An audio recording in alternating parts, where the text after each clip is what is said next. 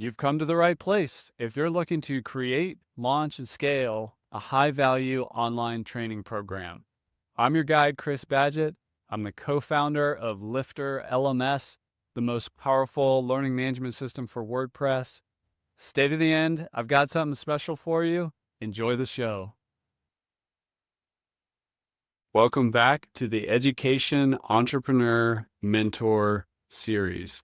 This is a 5-part series that goes over the 5 critical hats that you need to wear or have included in your team's skill set to be successful as an education entrepreneur, teaching online, building an education-based company.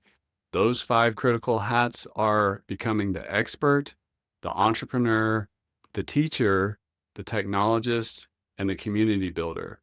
This is the 5th and final part of the series where we go over becoming the community builder. Enjoy this session and be sure to check out all 5 parts of this series. In this session, let's talk about community building. And this is really, I think, the least understood hat, if you will, in the space of courses, coaching, and community.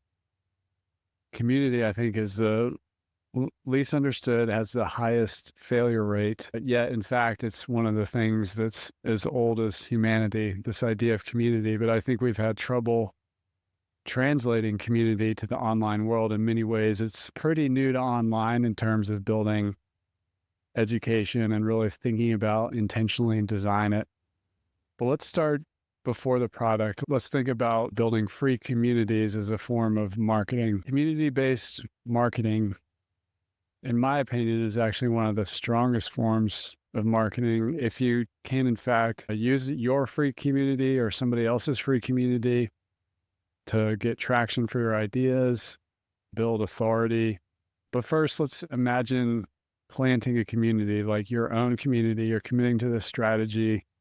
I want to build a community that I can leverage for marketing, but community always has more than just being a means to an ends. It's something you really have to commit to. And in terms of planting your community, I think the most important thing is to plant the community where your avatar is predominantly. And sometimes if you're an advanced subject matter expert, you may have, quote, graduated to some other kind of community where the professionals hang out. But it's important to not lose sight of where, your learners are. I noticed this in the early days of LifterLMS and building community. A lot of the WordPress people and the course creators were really strongly in Facebook. And in technology, we ended up in like these Slack communities and these more geeky, techie communities like Discord and so on. And just remember where your people are as part of your avatar research. Where do they hang out, both online communities and in-person communities? What conferences do they go to? Where are they socially gathering in the real world and on the internet? When I'm helping people with community design, I often have to go back to first principles and explain what social media is from my perspective. I think a lot of people get this wrong. So I like to describe social media as really being 2 words, like there's social and there's media. Media, when it comes to building a social media community, a lot of subject matter experts are like, I'm going to post content like every Monday in my group, I'm going to post this type of content.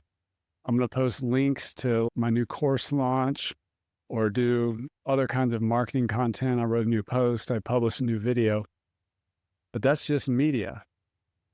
So that's not an online or that's not a social media community. You just have a community that you post media to.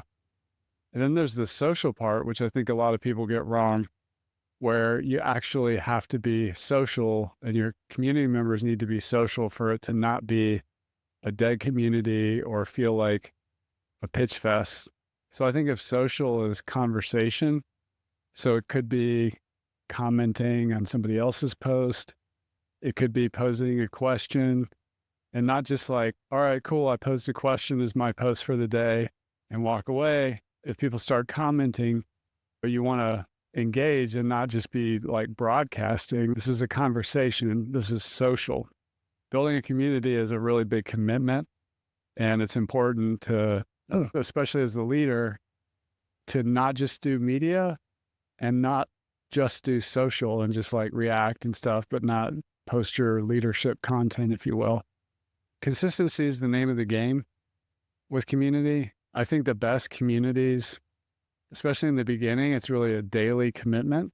So if you actually get somebody who's excited about joining this group, it's probably best that they hear from you that day from their first post, or when they join, you can send them a private message welcoming them, and then do that every day. In my experience, I built a 10,000 person Facebook group of course creators and web professionals who serve this market. And that was over the course of 10 years. But in the beginning, I was in there every single day.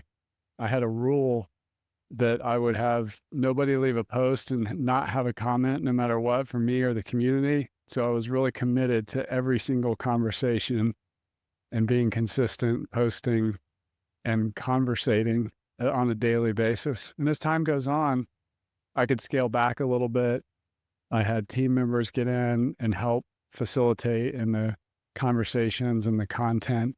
So I'm not in there every single day like I once was in my free community, but it was a huge commitment that I didn't take lightly. Yeah, I think some of that I can relate to is the idea of not just posting in these communities, but also engaging in the social and having replies. And I forget what ratios are good. I know Gary Vaynerchuk has a formula folks should look up. I think it's called 8 cents or 10 cents. Like you think of it like you're spending pennies, or maybe it's 80 cents or something like that. He's got some kind of math but the basic idea is don't just post your own stuff. If you're on Facebook or Reddit or Twitter, one of these social medias, like engage with the community, answer questions. It's important to not just answer questions about your own product or stuff you can sell, but like just be helpful in other ways to build trust and karma and affinity and stuff like that. And I like your point about looking for your community where they already are rather than trying to build something and bring them in. And I think folks often either want to look for or build like the social network for blank. And there are a few of those that are out there, but for almost every blank, Facebook is the social network for blank. So you're like, what's the social network for car enthusiasts? Facebook. Or Instagram owned by Facebook, something like that. It's if they're already on Facebook, meet them where they're at is really useful. And so I think when you're building your own community, when I've been building communities in the past, this has been the case. And I think it's true in some that I've seen through our customers and stuff. We see that everything is support. So people are going to use every communication channel for support, including your community that you built for them to talk to each other. They're also going to ask support-like questions of you through that channel. I think we mentioned this in an earlier discussion too. That's like any way they can get a hold of you through a blog comment or a Twitter DM, or they find your phone number and call you at 2 a.m. Like they're going to try to get a hold of you. And so that's true in these communities as well.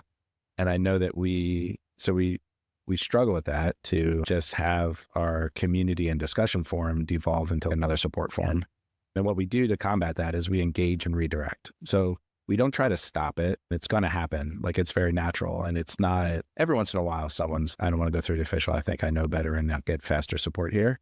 But usually people are just, I'm here now. I have a question. I ask it. So allow people to ask questions in non-support channels. Don't try to like police that aspect of your community too much. And I think another tip there is to once you've hit like a certain mass of folks in the community, give them a chance to talk about it amongst themselves before you come in as the kind of know-it-all and say, here's what I think. And sometimes you're surprised, like they'll answer the question better than you would have. You'll learn new things. Like you don't shut down the community to just make it like a really quick answer. And they feel good communicating amongst themselves. But sometimes it is like a kind of support question that only you can answer, or you happen to be the only one watching. In that case, like if you can give a short answer, like just a link, just one word answer, just one sentence answer, give it and move on. Oh, I had a question. Here's the answer. Cool. If it's a more technical issue that like you would want to get on a call and coach them through, or you need to follow up through some other means that you've set up for support, just kindly remind people that like what the proper channel is for that. And we get that, you use these phrases like the best way to get help with that kind of thing is through this official channel. The fastest way is here. And you can use this too if you are using that community for kind of support, but people are still asking questions on Facebook or other social media.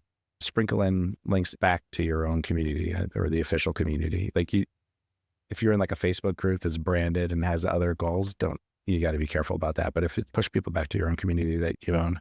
I think a side note here is to have a code of conduct. This is like a big topic that we could talk about forever too, but it feels related to this, is like having a code of conduct about how folks should use your community, what they should and shouldn't talk about, what kind of behavior will get you kicked out, and enforce it. And it can be tempting to try to have a very laissez-faire attitude about things. And it's good to not crush the conversation and let it go. But if you let certain bad behaviors into your community, like it's going to be problematic. And that's another where maybe we can share some examples of our codes of conduct that we use for our communities. And as a personal story, the reason I'm thinking about this, what happens your discussion forum becomes a support forum, is we went through that. Paid Memberships Pro support was originally like through a BB Press online forum. And then we had the idea, let's start a community forum for the folks to talk about like business issues and other things amongst themselves. And we'll try to stir discussion. And we tried to participate every day. We weren't going where people were. So we weren't on Facebook where there already was. We struggled to get the conversation going. We were working on it. But even when it was going well, like 8 out of 10 posts were just, they clicked the wrong button and posted support in the wrong channel. Like it was very clear, like the support channel is right here and this is for non-support things. And we tried to enforce it. No, move here, go here. And it was just confusing people. And so we ended up shutting down the discussion community, and we waited way too long to start it up again. And we have a version now that's on Slack and going well. And we were motivated because we found like an unofficial forum on Facebook that we weren't even part of that had hundreds of people. And we're like, someone else is running a community, we should run one too. And now, so we opened that discussion forum and we're doing a lot of the stuff you were talking about, the building community and being in there and spending the time for the whole team and just tackling the support issues, because that's a very common thing that's happening with people who are trying to build businesses and use tools. Yeah, I think having the code of conduct, I just want to mention there's this idea of having a safe space. So the main thing you want to do is protect your people. As a leader of the community, if somebody is being insensitive or rude or way outside of your company values in a really negative way, you can kick them out of the community, particularly any community, but the free community, there's just no room for it. I see some folks get a little overly restrictive. When you join some Facebook groups, as an example, they're often like, you can't promote your own thing, no external links, and it gets a little restrictive. So I try to find the middle path of, if someone like is helping somebody and says, by the way, I actually have a business that does this, cool, no big deal. If somebody's trying to answer somebody's question and they drop a link to a resource that's not ours, I'm not policing that. They're not kicking that out. It's definitely a balance and something you have to learn by feel. And a healthy community is like it's a give and take. So you've figured this out well when a solid community member will actually give more than they take. Kind of like how we talk about email marketing, like value piece, and then maybe you pitch a product. So there's like this overweight to being giving and helpful, something to think about.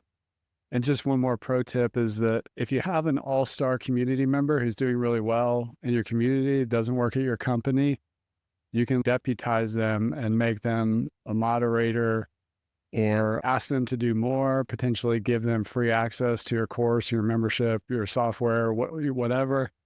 Because some people just really shine in communities, both online and offline, and can be a real asset to your company. It's a good place to recruit from, even for more formal roles.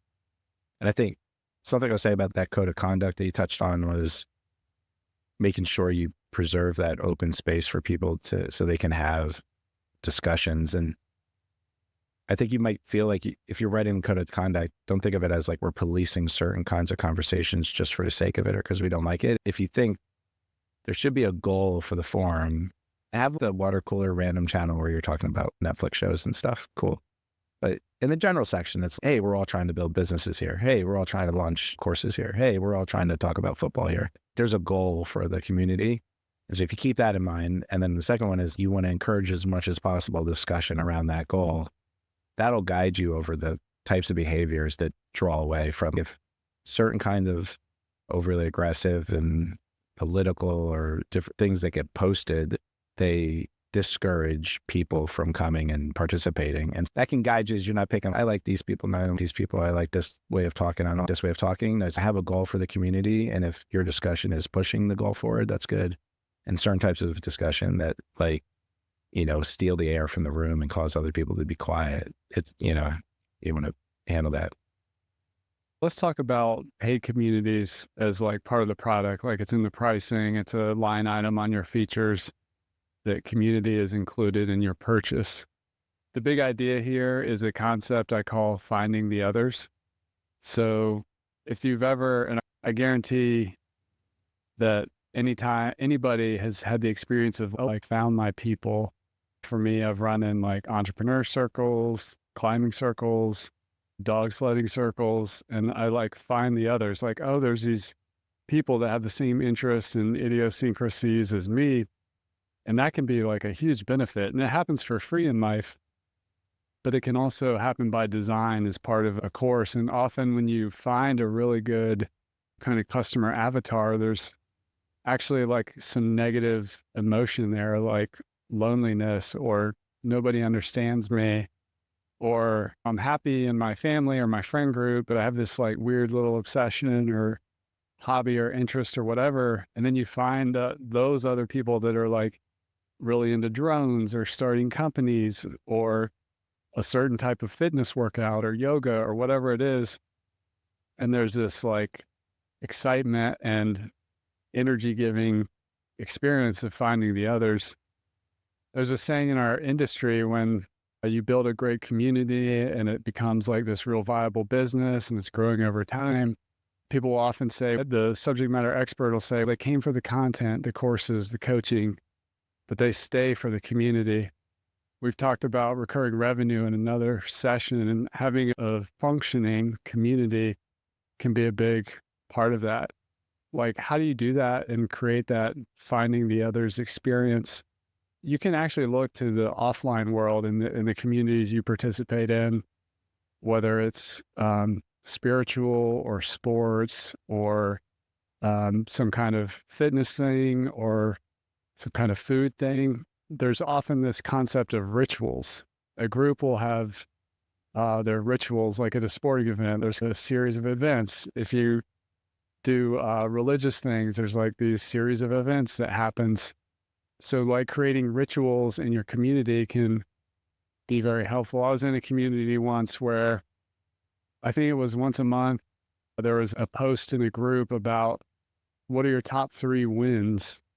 And the community members, the most engaged members would be like, I accomplished 1, 2, 3. Then the other people would do it. And then they would comment on everybody else's thing. And it was a big celebratory thing. That was a really strong ritual. The other thing you can do is in terms of finding the others, there's going to be like, you're the leader of your program or whatever, but these other leaders are going to emerge in the community, maybe with like subject matter expertise, like some kind of specialty, or they're particularly good and they've become so obsessed with your content that they know what you would say and they'll answer on behalf of you, or, oh, check out his training on this, or Jason has a concept around not using exclamation points. Here's why you should not use exclamation points too much in your copywriting and stuff like that. And then you can like, as the like community leader, if there's an untapped resource in your community, a helper, and somebody asks a question, you can be like humble. This is where you're the guide and not the guru, which we talked about in another session, is you can be like, hey, here's a couple of thoughts on that question you just asked, but we actually have this community member, Sally, over here, who really knows this aspect really well. And you tag her and she comes in and helps. So you're conducting your community like an orchestra. And then the other thing that happens when you build a strong community, it's working and that's great. But one of the challenges that presents as part of the community aspect of your product is particularly if you have some longtime members, they become power users and they've been through all your material. They love it. They're here. They're maybe at the next level of your training or whatever.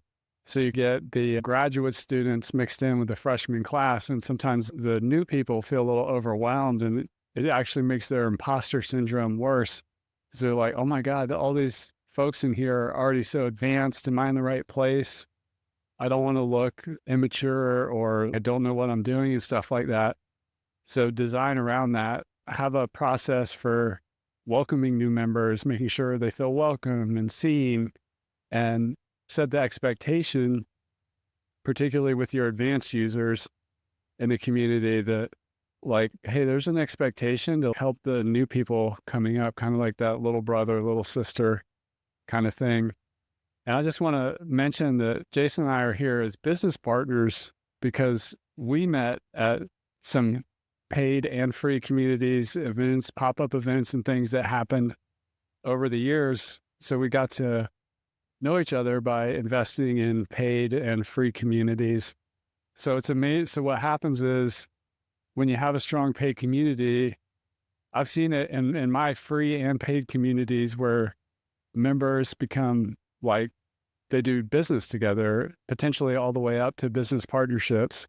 So communities can be really powerful and focus on this concept of helping people find the others. And I just want to spotlight a great book on this topic called The Business of Belonging. I forget the author's name, but it's something to check out to dig deeper into this concept of intentionally designing community.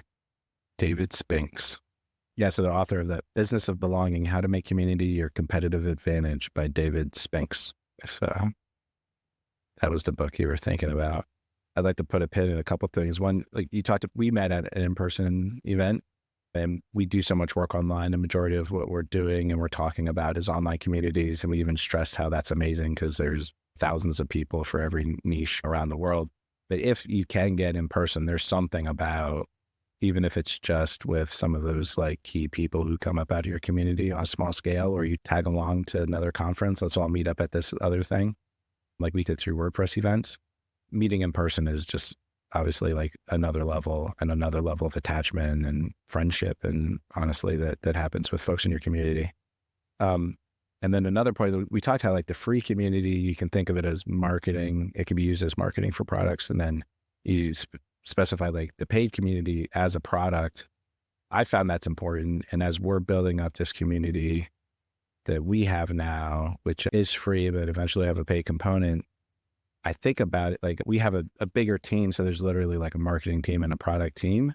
And because the marketing folks have communication jobs, and online communities where you're talking feels like a communication activity, the same people who do like marketing and sales are like leading the community. They have this like skill set that transfers, but we have to be careful about that. It's actually like when the community itself is the product, it's a different skill set. And you're like, you don't have to sell anymore. I'm already here. You have to deliver. We potentially should have the same way when we develop other products in sprints or quarters or sessions that we plan. What are we going to do? How are we going to improve it? We're going to add features. So having that same mindset of we're building the product itself, and it will help you, I think, really engage in the community in a constructive way to make it better. What is the goal of the community? How do we make it better? What do we change? And not that like marketing people are great and obviously like they communicate well, but you're not marketing to them. They're already there. Another issue that comes up with these paid communities is kind of, you call it like the chicken and egg situation. And so there's a few tactics to help with that. And I guess another big idea to think about that spotlights a reason why these paid communities are useful. So you could build content that's one-to-one. And so that's like coaching, like we're talking together, or one-to-many. That's like maybe like a paid course and video that they watch and you distribute, or through a newsletter. Or you can have this kind of many-to-many interaction with your users where they're talking amongst themselves. And that's also value that they get. So that's the main value. That's one of the values that folks can get out of the community. Maybe it is the main value, like that the people are talking amongst themselves. But that needs a critical mass of people in there talking to make it. And it's it's someone's number, someone's law. As the community gets bigger, it gets more valuable. But how do you do that in the beginning when you don't really have anyone in there if you're trying to build something new? So a couple of tactics I've seen work. are free trials for paid communities. And so either start up and say, everyone's welcome to come. And at some point you say, hey, we're going to be free for the next 3 months. And then we're going paid. Probably better if you can do it up front as much as possible so people know. And it's like a trial. So perhaps they purchase your course, they do the course, they get dumped into the community in some sense. And you're like, hey, you can hang out here for 3 months and then it's X dollars per month. And that gives them time and give them some tasks and motivations to participate in the community, send them on a quest. Rituals. I love you talked about rituals earlier. It's such a powerful psychological thing for humans. And so then they get addicted to the community and it's not a lot of money or it feels like a good value for them and they stick around. Another thing I've seen that's pretty cool as a way to get people into a paid community is that you can pay to get in, or there's some way to get in for free, either because you're like a VIP or you seed it with certain people, or like the first 200 are free and then you cut off. One of the more clever things I've seen is Ian Castle, who has a community that talks about small cap stock investing. It's called Micro Cap Club. And I'm not sure if he still does this, but he has like it's investing at a high level. It's a pretty expensive community to get into, but folks can get in for free if they provide research. So I don't know if he does it anymore, but it's very clever. It was like either pay $1,000 or whatever the price was, or if you give us 5 pages of research on a stock of your choice and we like it, we'll let you in for free. So it's, like either you're paying to get in or you're volunteering to get in. And you could think of clever variations on that. And I'll just finish. These are some ways to build a paid community from scratch. And like a warning is that I've always seen this a couple of times, and we should get this guy on to talk about it because it's, wow, you made this work. But I've rarely seen it work where someone built a paid community for someone else's community. Like they have to be part of that community and also like in a pretty deep way, and like already connected so they know everyone, or they're like the ideal avatar. So they just build it for themselves and it makes sense. Usually it's a very extroverted person who can make all the connections and encourage people to join. Sometimes you'll see a community and you're like, that's a cool community and they have money and I could build this for them, or it's adjacent to mine. I'll build it and try to get people to come. And there's something about that. Like it's harder if you're not building it for yourself. And I know we've been talking a lot about consistency and showing up, but you can test this idea by doing a pop-up community. Just have a one-time event as like a market test. It could be an in-person conference. It could be like a special workshop that involves working together. I remember Jason and I were at an event together called Cabo Press that our friend Chris Lemma put on. And I think I went the second year it happened. And then I went, I believe 5 more years after that. I enjoyed it so much. It was once a year pop-up mastermind retreat in Cabo, Mexico, with a really interesting format. Like the sessions were in pools. Half the day was scheduled, half wasn't. Some like lunch group seating assignments or whatever were assigned. Other things were free form. It was a really well done community, but it wasn't like something that recurred every day or anything like that. It was like an annual event, pop-up event for a certain type of customer avatar. And that was just a great experience. And I remember when Chris said that the first time he ran it, he didn't know if anybody would come, and 10 people came. And then I went on year 2 and 20 people came. And then on year 3, there were like 60 people. And now he has a application. He's always done it by application because he really wanted to protect want to make sure the right people were coming. It wasn't just something that like anybody can come if you pay me. This is for this specific type of person. So he had his screening mechanism. At LifterLMS one time, I brought in a subject matter expert in instructional design and like creating MVPs, minimum viable products, where they did the workshop. I just held the space, and we were using a software tool called Miro for groups to collaborate together. And we had a couple people we built platforms for and helped them flesh out their idea as a group over the course of 3 days. That's called a boot camp. And it was a great experience. But it wasn't like we were committing to doing that every month. And you're getting on this treadmill of commitment.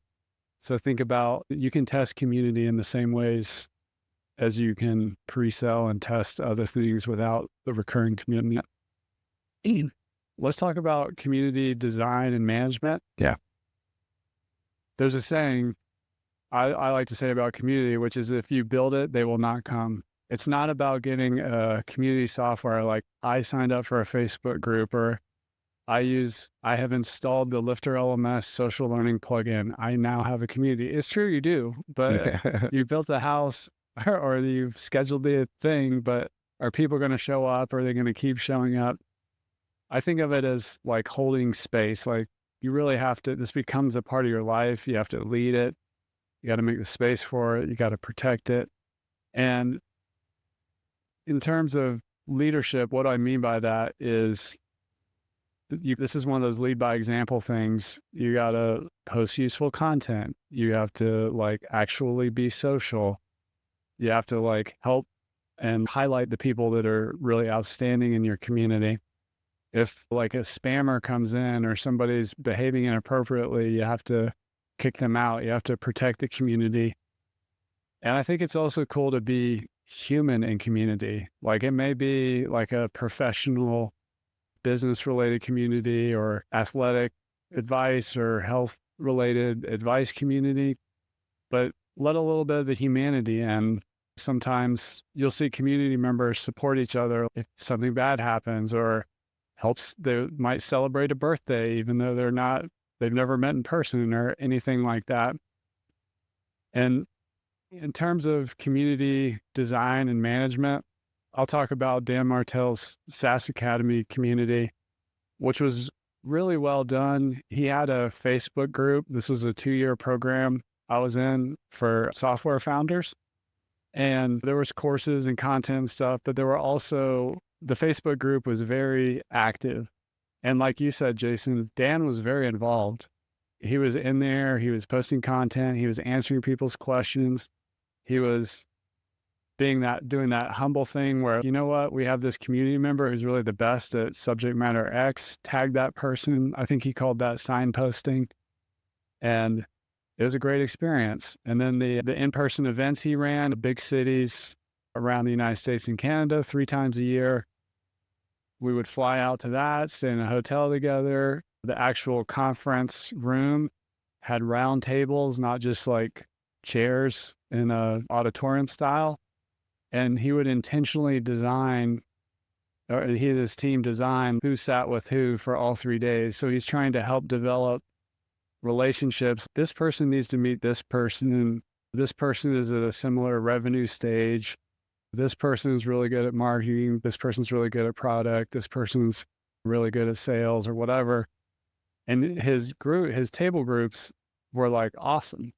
And I just remember being like, wow, I had that experience of finding the others. And he had scaled his company beyond his size, and he had a great team that was very much involved, like doing these duties of community design and management. Ultimately, he brought in, it wasn't just him talking from the stage. He had a top expert about pricing who we've both studied, Marcos Rivera. That's how I met Marcos.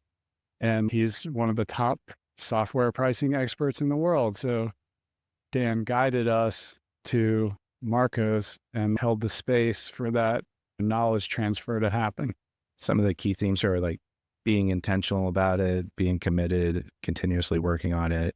I liked how you pointed out being human in the community, and especially for those like online versions of community where it's hard to remember that, or you feel like you're interacting or in a certain way.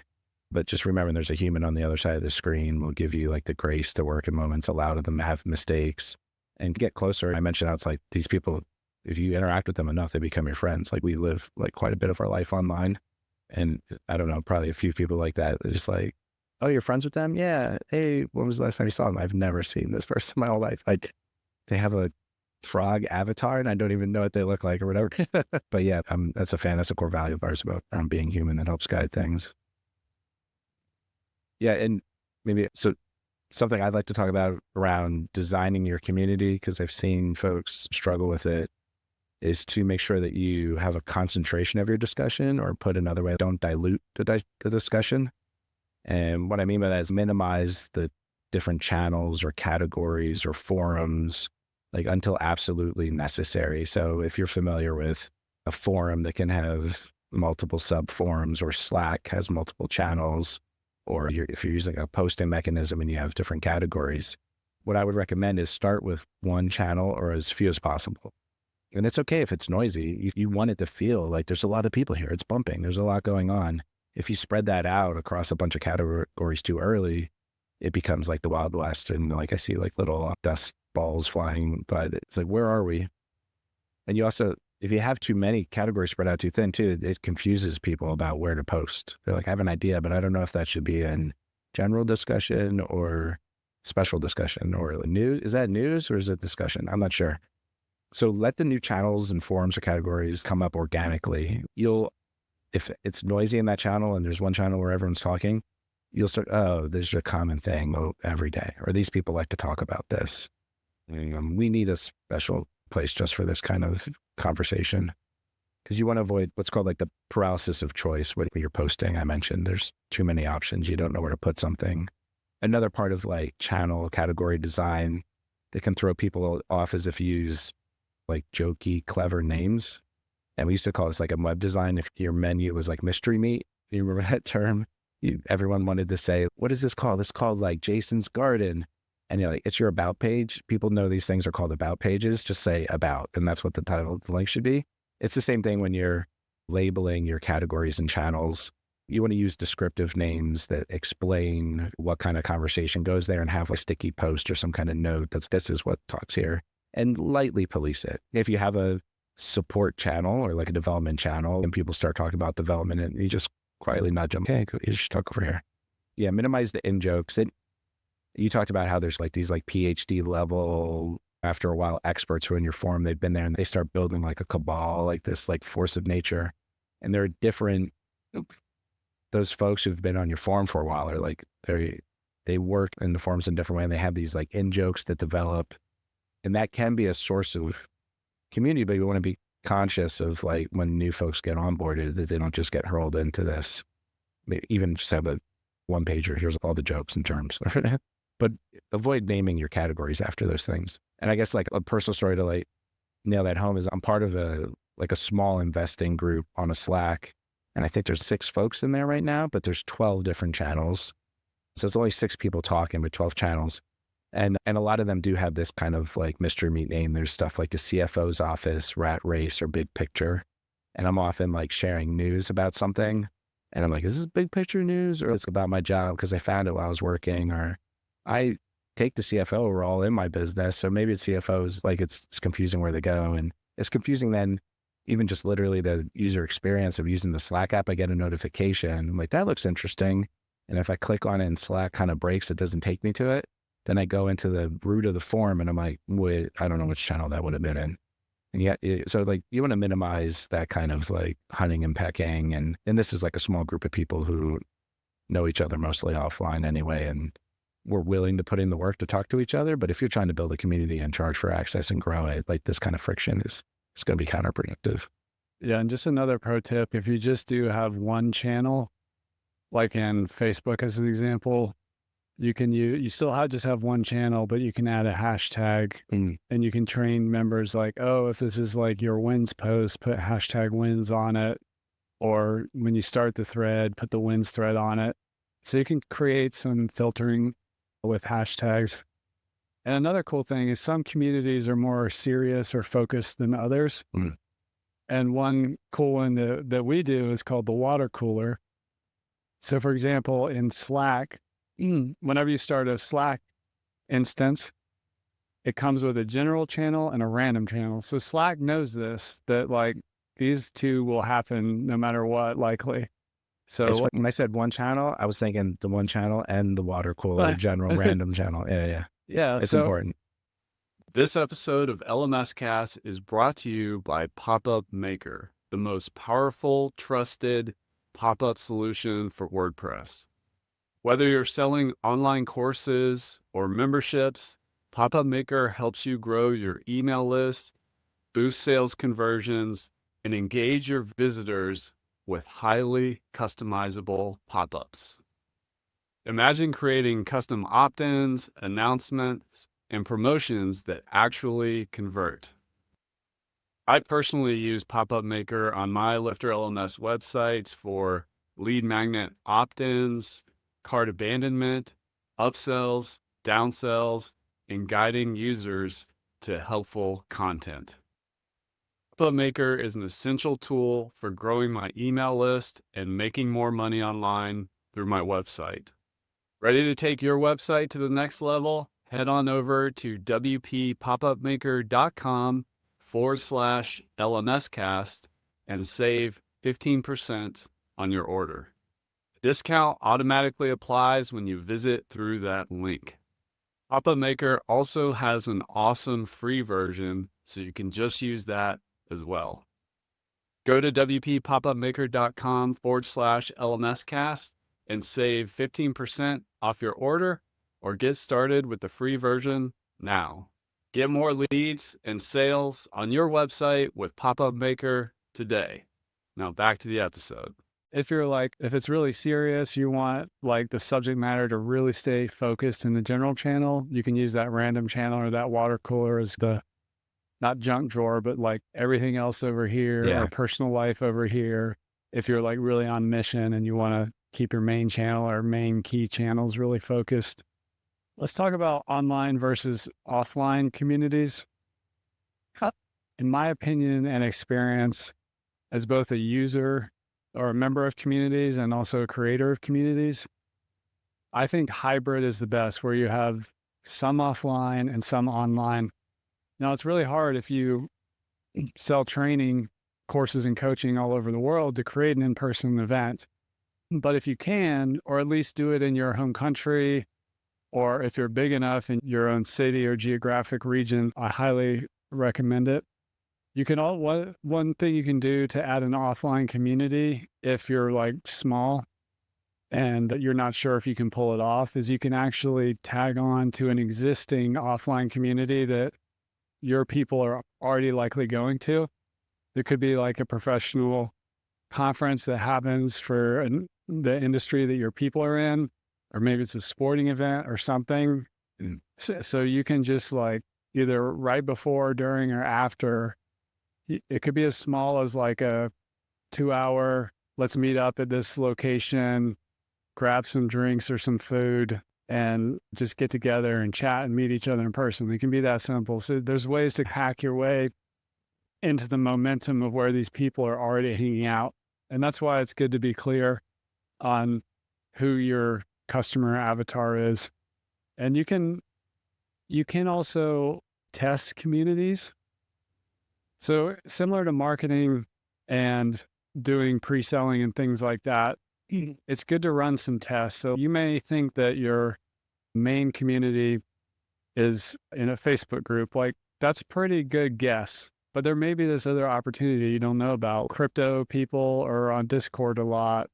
Techie people typically are working in Slack for their company. So you could have just like another Slack group. They're already in Slack, so you're right there.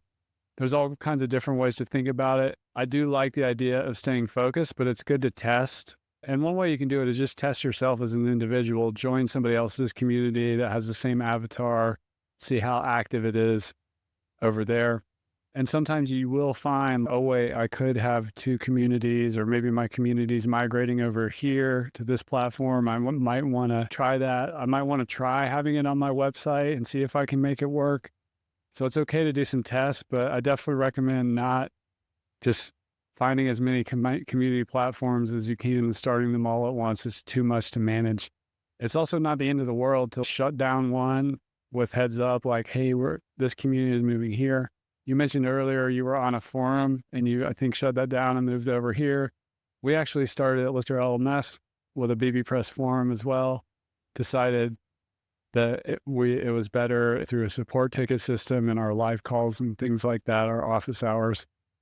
But I want to tell a story about the LifterLMS community. Like, our main original customer avatar is the DIY course creator, coach, subject matter expert that's trying to wear all these 5 hats we're talking about in this training.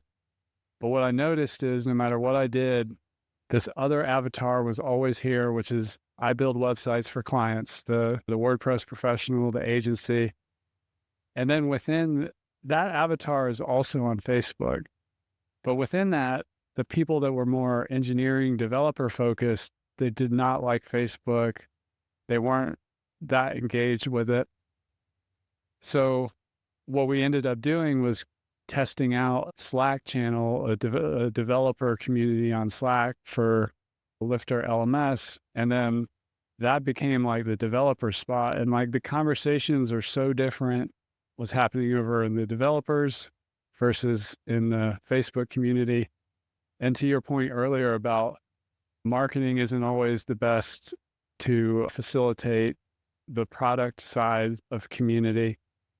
What ends up happening is like the marketing folks are better with the Facebook side, but the actual LifterLMS engineers, the developers, are engaging more in the developer community. So it's interesting how you can try to control community, but it's also just going to happen. Like you mentioned, there was a community about your product, a Facebook group that you or none of your team were even in, and you found it, and then you joined the community about your It's kind of product. funny. We're like, this is cool. Could we join? Yeah, that was pretty awesome to discover. It made me feel good. It was like, wow, there's like hundreds of people working on this thing. And I still don't know what the status is that we're competing with them, but they're on Facebook, we're on Slack.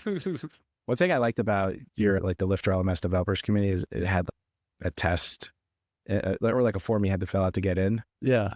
And Discord does this really well. They have these tools to build these like checkbox mazes you have to go through to make sure you get in. And Facebook groups will have questionnaires you have to fill out, an application process. I know Paid Memberships Pros directory, or we have an approvals plugin, and there's ways to do that. That's an interesting tool, and especially for these like online, offline community hybrids where, and we've seen some crazy ones, like you have to live in one of these like 12 houses to be in the community. So you had to prove you live there. We were like talking with someone over like the technical challenges of that. But yeah, I find like the honor system goes a long way of just you can ask people. We have an alumni association Facebook group, and one of the questions is, what year did you graduate? And people like don't answer, or they don't, it's like it's very easy to make something up, just pick a random year, but people don't do it. And then you're like, you can filter on that. Like they definitely are alumni if they don't remember what year they graduated from or chose not to fill it out. It was like an automatic spammer or something. And yeah, and that's good enough. And then you police it retroactively if people come in and they're not actually like for these.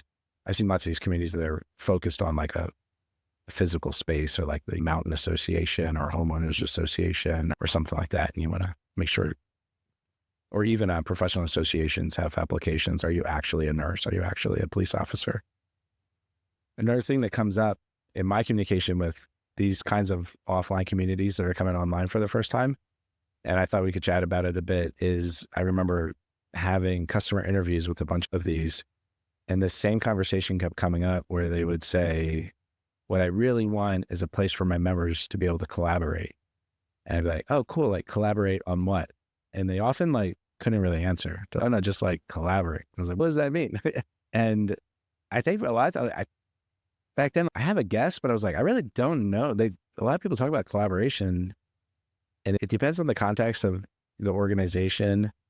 But I'm like, I don't know what it means. Or is it like this weird buzzword that people feel like they have to have? But one thing I do realize is it's a lot of them are part of an association where there's one person who does all the work.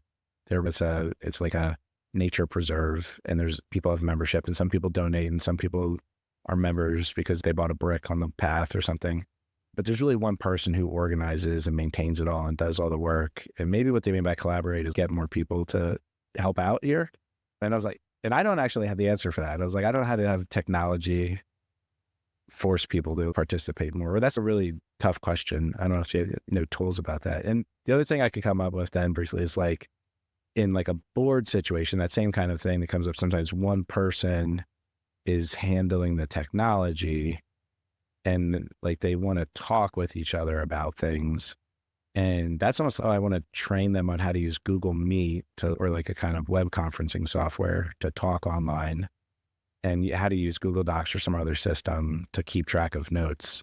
So these are maybe like ideas for how to productize that like within our scope for some of our customers but I was curious, like, if that came up with you, like, what do folks mean by collaborate? It seems like this fuzzy term people use, and these challenges of like offline communities, like trying to get more participation and like collaborate through online communication. It can be unhealthy when the idea of collaboration is, I want more people to work for free for me. Yeah. And I think this comes to that holding space and leading the community, setting expectations around all right, I want you to, you're here, you can ask for help, but for every ask, try to help 3 people or just try to help one-on-one, like even the balance in the universe. Yeah. So it doesn't become like platform for where everybody's just trying to take, because then it's not a healthy community. Yeah. Do you remember like early IRC forums and you would like share files? It was like Yeah. you were a leech and you had to upload so many files before you could take. I've seen that. And I've definitely seen in codes of conduct for communities, they talk specifically about like how to give back and giving back in certain ways or helping out. If you've been here a while, help out the new folks. Make sure you do that. Like they encourage it. Yeah, and it's some like Reddit, I believe. You can't do a post until you've commented a bunch of times. So they're like getting you to help or contribute before posting your own thing. Let's talk about other people's communities. If you're a subject matter expert, yeah, you're trying to build a thing, but you're likely not in a vacuum. There's existing other communities around your idea, either very closely or tangentially related, like communities of where people are before they're ready for your community or where they might go after. So there's this idea, like in marketing as an example, where you can leverage other people's audiences. And so that means even if you have 0 email list, as an example, you can go to somebody who does have a big email list, create like a training or a free resource, and you take their stage and contribute to their community and maybe get some people over to your community or your offer. The way I think about this is just the general idea of being a helper, give before you get. So for example, even in the LifterLMS space, I'd be in like a general, let's say, WordPress community, and someone's literally having trouble with one of my competitor softwares. And the question they're asking is not like exactly about their software, but I'm like, okay, this is a website that a competitor has, but I actually know the answer to what this person is asking, like, where should I host my videos or whatever. I'm still going to help them. So giving with no expectation of return is super powerful. Joint venture partnerships are a really interesting one, and I'll tell a story about that in a second. But what a joint venture partnership is in a perfect world is you have an audience or community, this other person have an audience and community. They may be exactly the same or similar, overlapping, and it's like an exchange. Okay, I'll do a webinar for your community. You do a webinar for my community. We'll both email our lists. We'll invite the people in, and there can be an offer at the end of the webinar to get the free thing or sign up for the paid thing. And those can work really well. So an example that I do at LifterLMS, there's the two audiences of a course creator and like kind of the website building professional.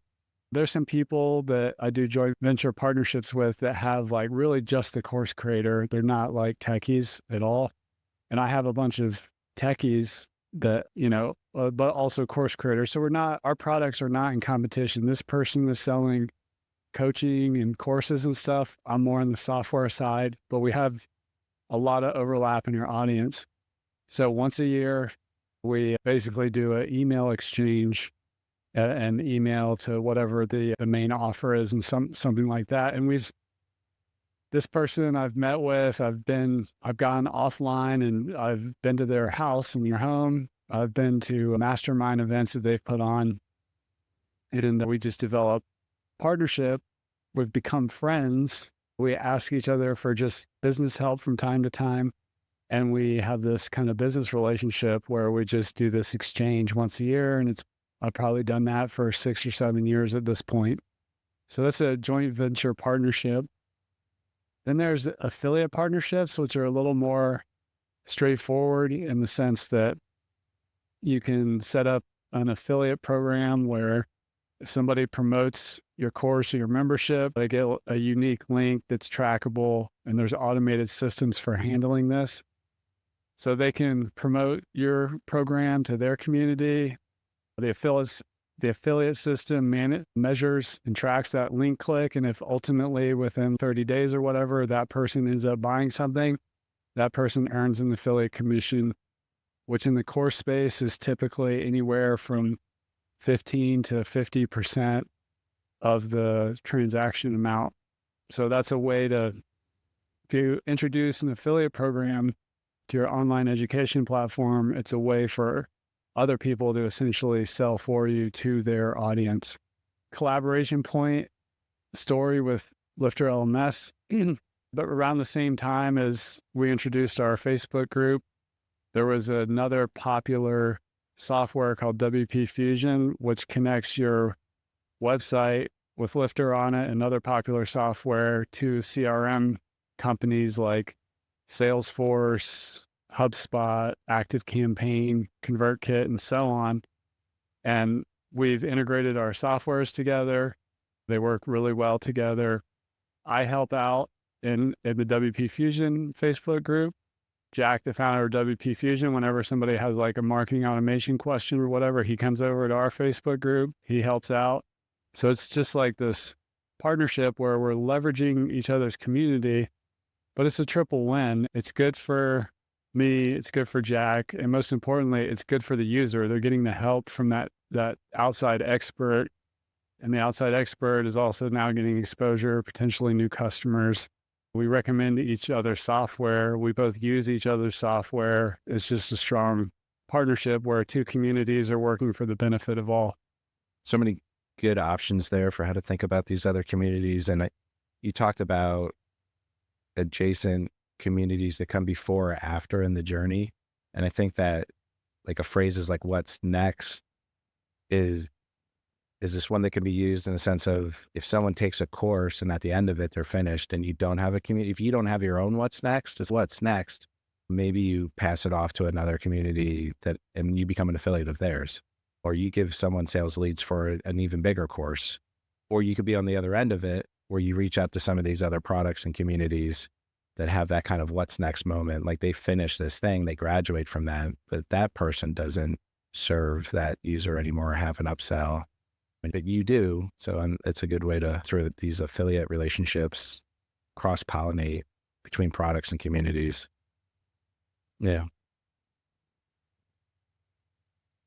I'm thinking about interacting with communities like Reddit and the subreddits in social media and places, or if you're in someone else's Facebook group and you gave some of the polite ideas around how you should interact there. Like you should be helpful. You shouldn't always be promoting. You help people even if they're your competitors. Another one, like a way to think about it when you're interacting in these communities online is to be yourself and very clearly make it clear like who you are.